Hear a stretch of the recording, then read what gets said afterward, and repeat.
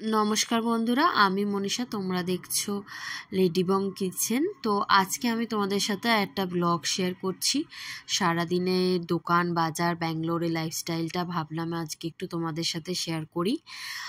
অনেক দিন যাবত করা হয় না, তো রান্নার ভিডিও ছাড়ি, রান্নার ভিডিওই আছে। তো চলো দেখিয়ে দিই। এখানে হচ্ছে একটা আলু সেদ্ধ নিয়েছি। আলু সেদ্ধর মধ্যে মেয়োনিজ আর সস আর নুন গোলমরিচ মেখে নিয়েছি। আর এখানে ব্রেডের মধ্যে শসা টুকরোগুলো সাজিয়ে নিচ্ছি। আর একটা ব্রেডের মধ্যে এই আলুর মাখাটা দিয়ে দেব। এই হচ্ছে আমার সকালের ব্রেকফাস্ট। এটা যদিও বা আমি খাচ্ছি না, এটা বানাচ্ছি হচ্ছে আমার হাজব্যান্ডের জন্য। আজ ভাবলাম সারাদিনেরটাই শেয়ার করব, বাট সারাদিনেরটা শেয়ার করতে পারছি না। তোমাদের সাথে দুপুর অবধি রান্নাটা তোমাদের সাথে শেয়ার করছি। এখানে বাটারটা একদম গলেনি, তাই শক্তটাই দিয়ে দিয়েছি, দিয়ে উল্টে দিলাম। এবার তাওয়ার গরমে গলে যাবে। আর গলে যাওয়ার সাথে সাথে আমি উল্টে পাল্টে নেব, না হলে একটা জায়গাতেই না, পাউরুটির একটা জায়গাতেই ব্যাচ ব্যাচ করবে মাখনটাই। দেখো, দেখেছো অলরেডি ডিপ হয়ে আছে।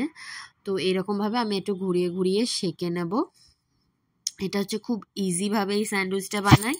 তোমরা চাইলে পেঁয়াজ অ্যাড করতে পারো, তো আমরা পেঁয়াজ অ্যাড করি না। সকালবেলা ঠিক পেঁয়াজটা খেতে ভালো লাগে না।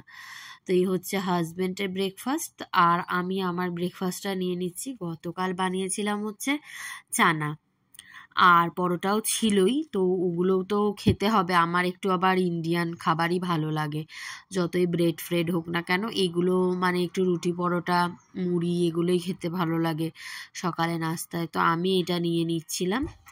খেয়ে টেয়ে চলো বেরিয়ে পড়েছি। গুড মর্নিং জানিয়ে দিই। এখানে তো খুব ঠান্ডা, তাই শালটা ছাড়া বেরোনোর উপায় নেই। এখন আমরা যাচ্ছি হচ্ছে মাটন কিনতে। আর পুটু খেয়ে দিয়ে বেরিয়ে পড়েছে পার্কে। তো চলো আমার মেয়েকেও তোমাদের সাথে একটু দেখিয়ে দিই।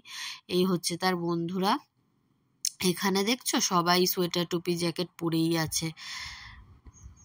তো ভীষণই ঠান্ডা ব্যাঙ্গালোরে। এখন প্রায় শীতকাল বলতে পারো, কলকাতা ডিসেম্বরের মতো। তো আমিও স্কুটার নিয়ে বেরিয়ে পড়েছি। অনেক দিন যাব তোমাদেরকে রাস্তাঘাট দেখায়নি। এই যে দেখো আকাশের অবস্থা। বৃষ্টি মাঝে মধ্যে হচ্ছে, খুব ঝিরিঝিরি করে, মনে হবে যে স্নোফলস হচ্ছে।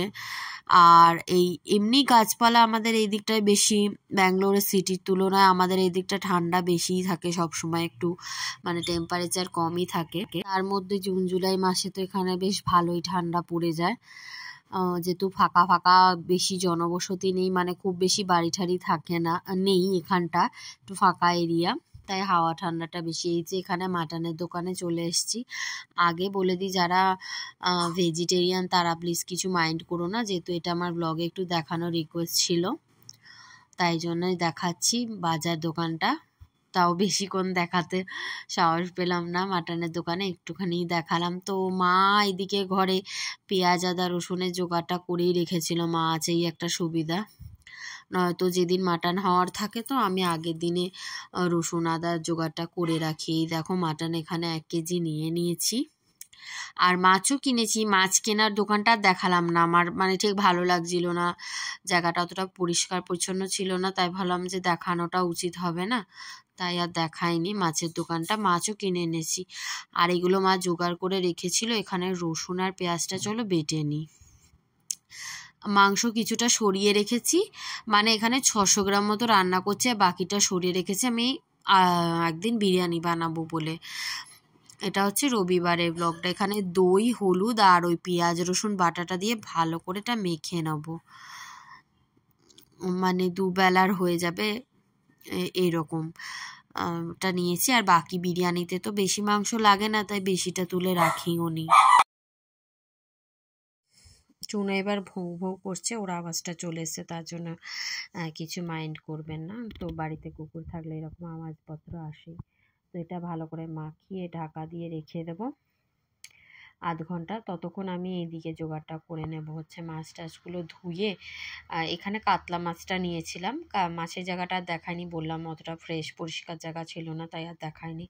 এখানে 1.5 কেজি মতো কাতলা আর 1/2 কেজি মতো চিংড়ি নিয়েছি। চিংড়িগুলো বেশ বড় বড় ছিল। আমার মেয়ে আবার একটু চিংড়ি খেতে ভালোবাসে।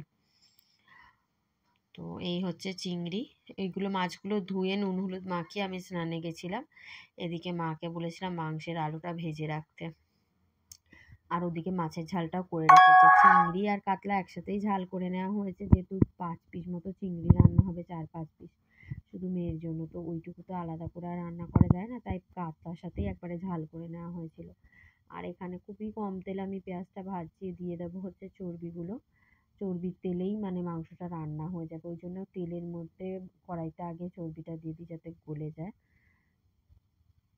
অনেকে ডুবো তেলে পুরো পেঁয়াজটা ভাজে, তো আমি ভাজি না, এটার মধ্যেই শুকনো শুকনো করে কষিয়ে নিলেও প্রচুর পরিমাণে তেল বেরোয় খাসির মাংস দিয়ে। এবারে কষিয়ে নেবো ভালো করে।